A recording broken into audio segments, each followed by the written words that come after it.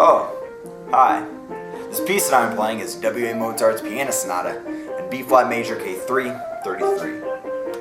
A lot of times people ask me, Daniel, how do you make such sweet music? And the answer is, I was just born this awesome. And I figured I'd help you guys out by breaking down this piece that way you too can attempt to play as awesome as I do. You're welcome.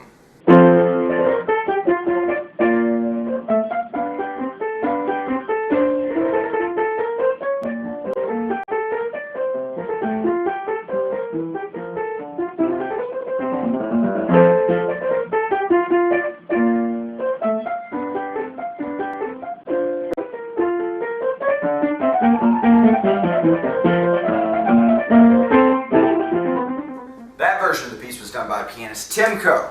And as you can probably guess, it's not the entire piece, just a small little portion that we'll be looking at today. It measures 23 through 38. Now the key signature of this piece is a B flat major, but we're going to look at it like it's an F major. Also, if you look at the style, it's done in a double period. That means that there's an A, B, an A, and then a B prime. If you're confused by any of that, don't worry, we're going to dive into that a little bit later. Also, if you look at the cadences at the end of each of those phrases, it's an incomplete authentic cadence, a half cadence, another incomplete authentic cadence, and a perfect authentic cadence. Now again, if you're confused by any of that, don't worry. I'm here to help you out.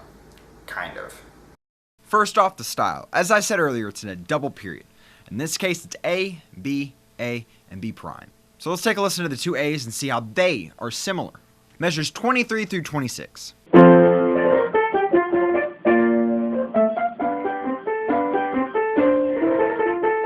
Now 31 through 34.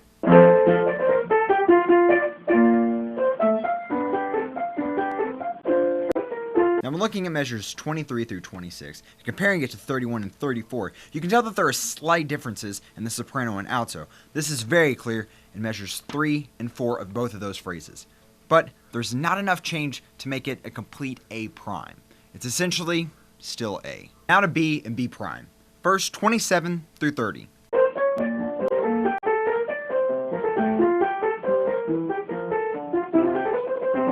Now 35 through 38.